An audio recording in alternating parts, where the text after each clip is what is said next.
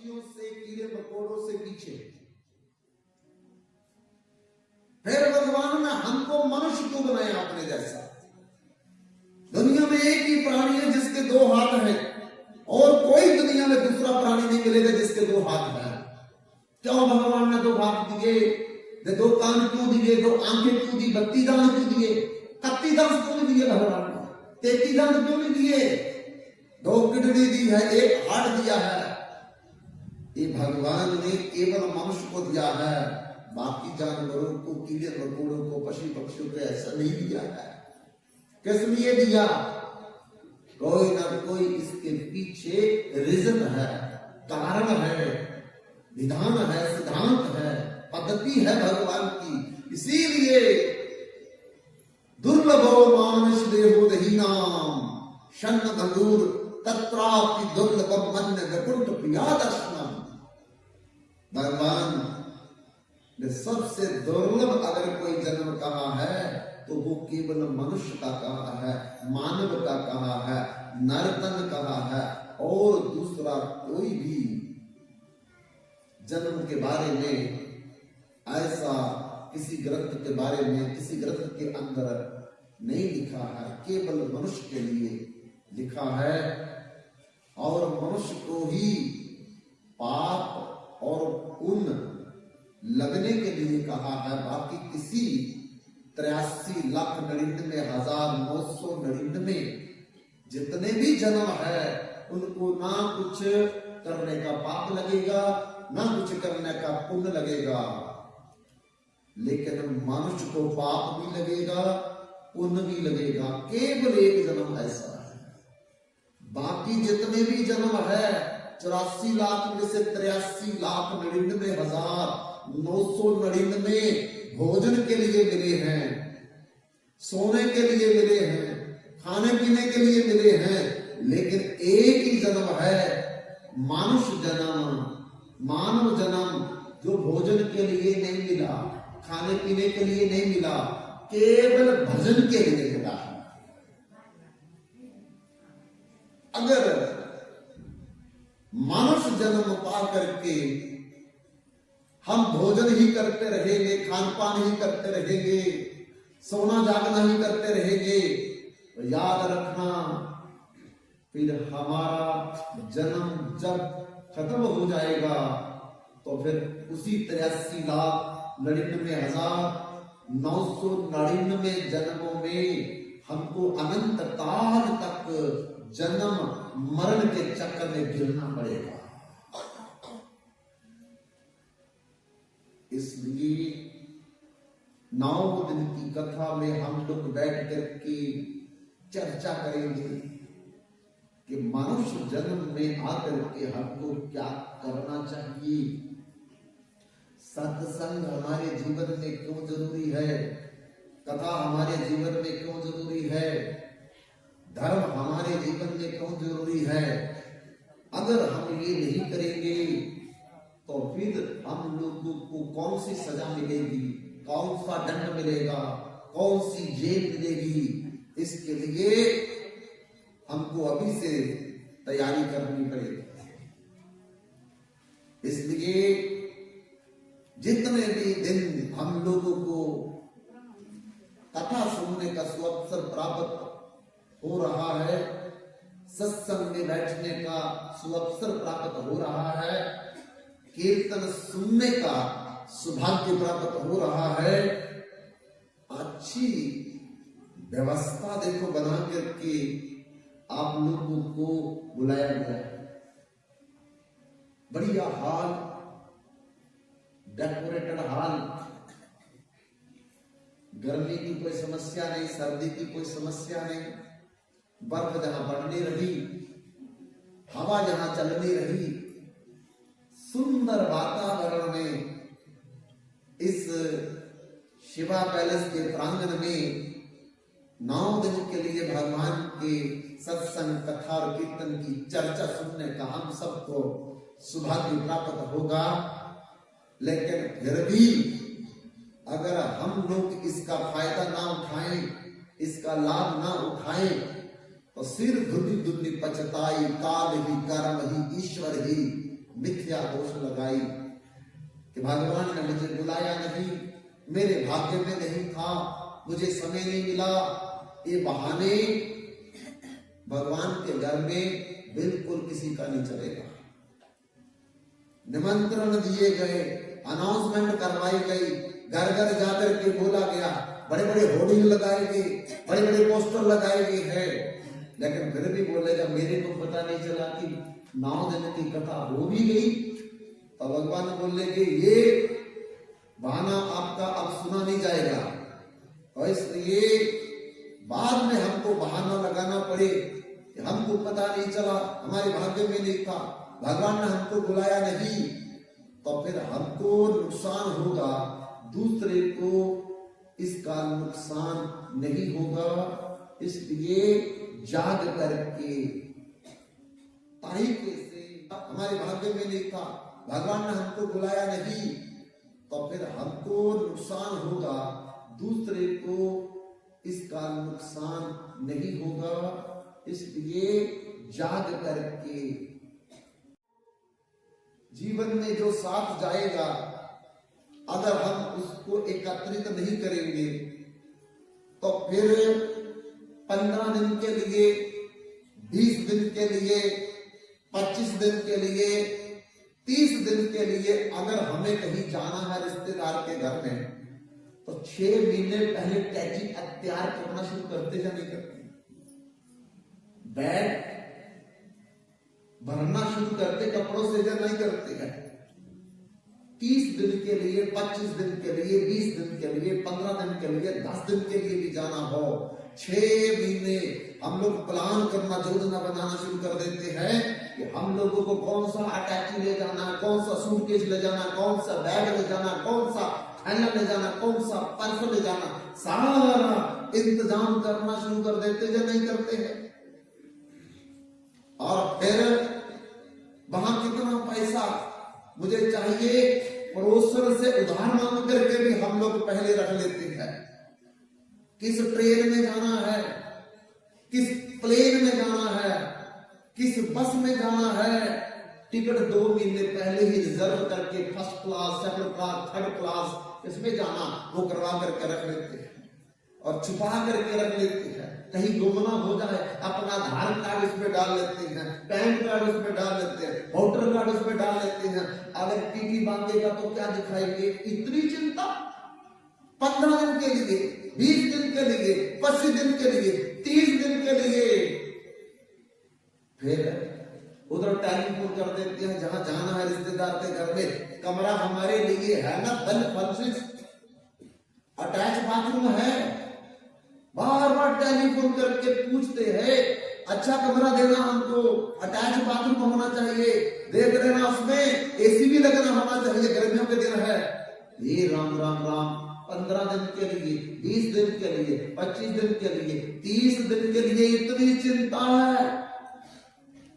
कौन लेने आएगा स्टेशन पे, बताओ किसमें हम आएंगे, सारा इंतजाम करके चलते हैं। लेकिन बंधुओं, जिस जगह हमेशा चले जाना है, ना हाथी है ना घोड़ा है, वहां तो पैदल ही जाना है। उसके लिए कौन सा टैची तैयार किया है, कौन सा कपड़ा तैयार किया है, कौन सा बैग सूटकेस तैयार किया, बताओ किसी ने किया क्या नहीं किया? मेहमान किस कमरे में आएंगे वो कमरा है, खाना किस कमरे में खाएंगे, डाइनिंग रूम है, सोएंगे किस कमरे में, बेडरूम है, रसोई किस में करेंगे, किचन रूम है। लेकिन मरने वाला रूम किसी के घर में नहीं है, उसमें बेड उठाओ, सोफा उठाओ, जगह करो, साफ करो। मर गया कोई, उसको कहाँ जाना, कहाँ लेटाना, उसके लिए कोई घर में कमरा भी रखा हुआ बना करके। डेथ रूम किसी के घर में नहीं है,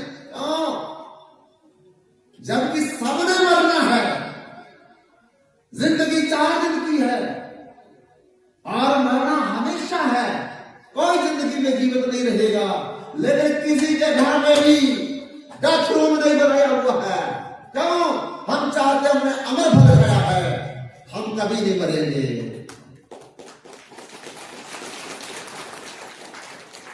यही सबसे बड़ी गलती हमारी, सबसे बड़ी मिस्टेक हो रही है कि हम लोगों को मौत याद नहीं है।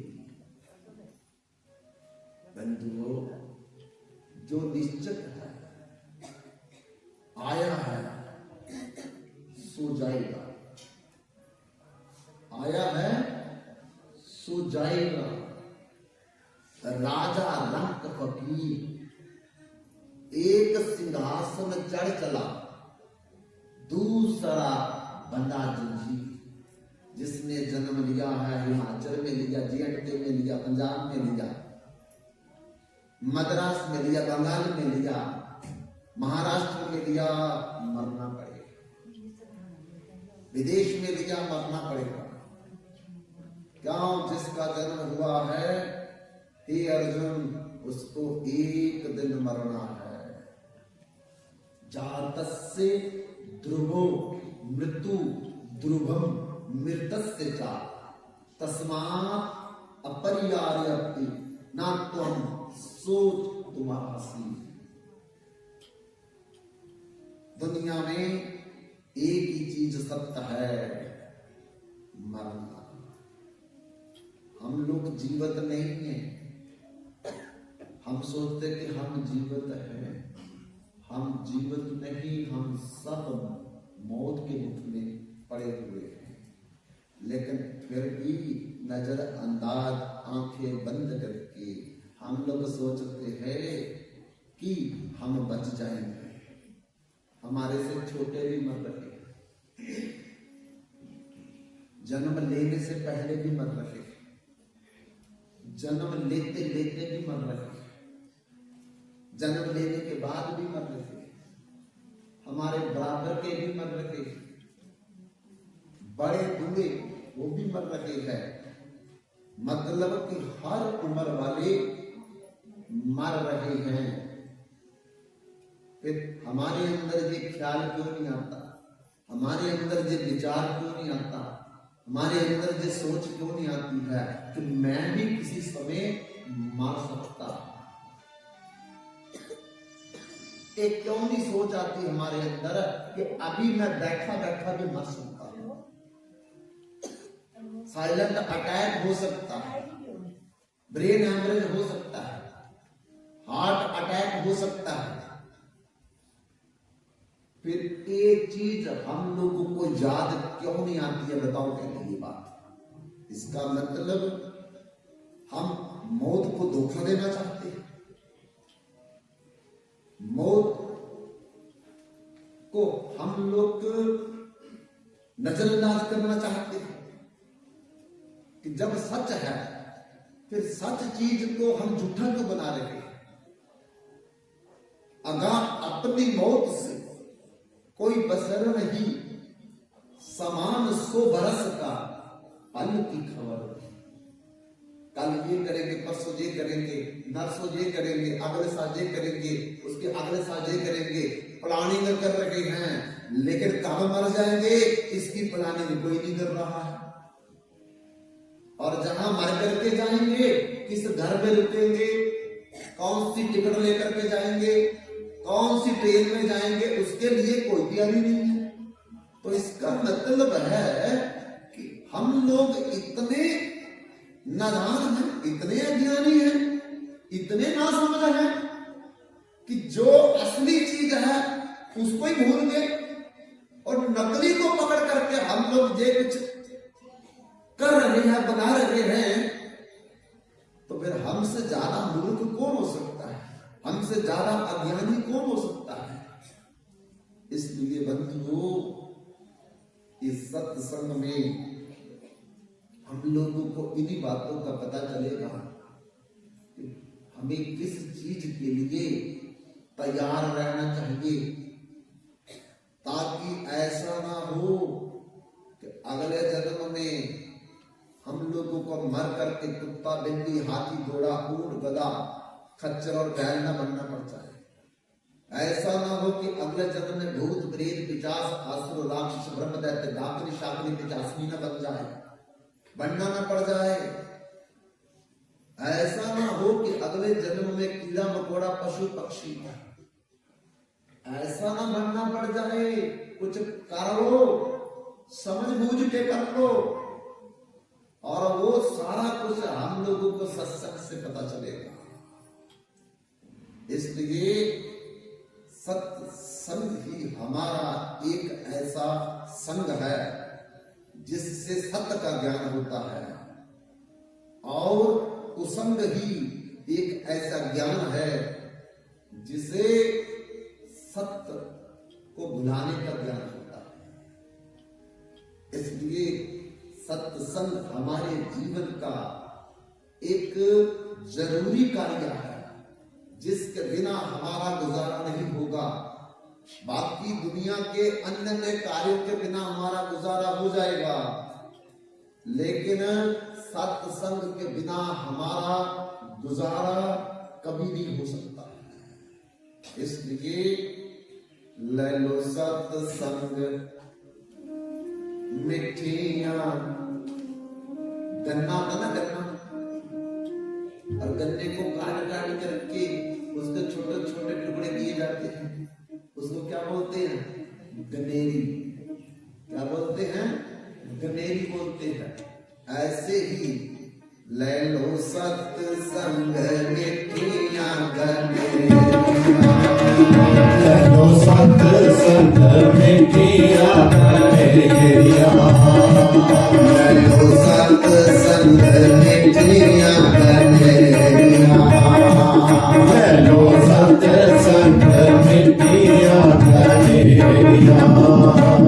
साधु संतां ने ला दित्ती ढेरियां, साधु संतां ने ला दित्ती ढेरियां, साधु संतां ने ला दित्ती ढेरियां, साधु संतां ने ला दित्ती ढेरियां। मिठियां गनेरियां, ले लो सत्संग मिठियां गनेरियां।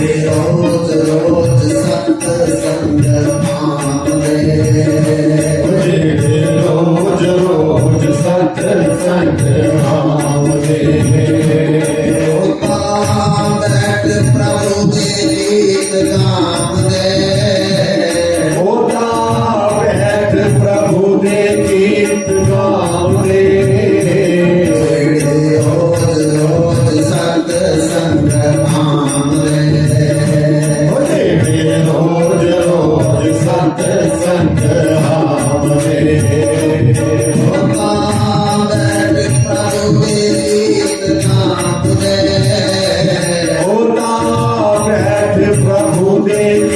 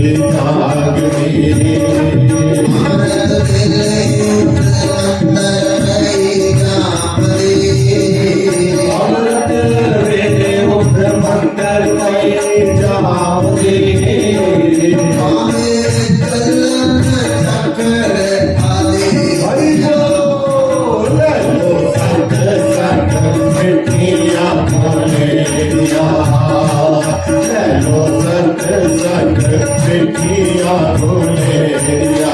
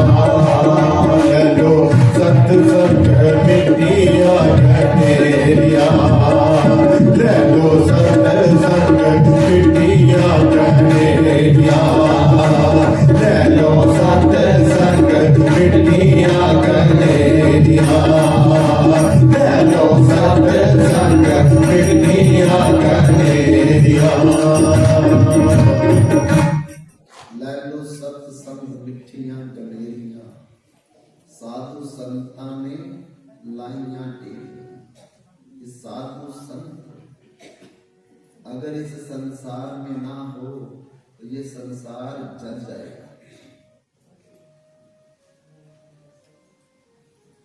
शांति कुछ मिल रही है ना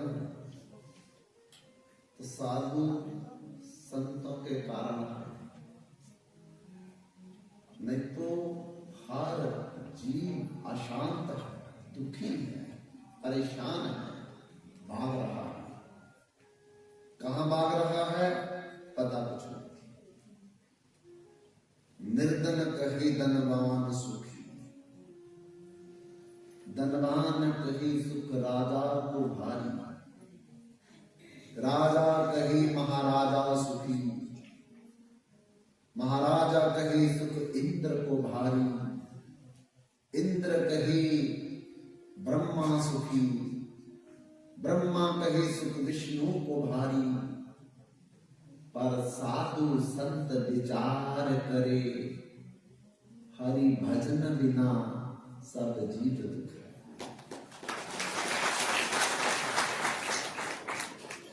सकल सृष्टि का राजा दुखी, पूरी पृथ्वी का चक्रवर्ती सम्राट, पूरी पृथ्वी की रजिस्ट्री उसके नाम है,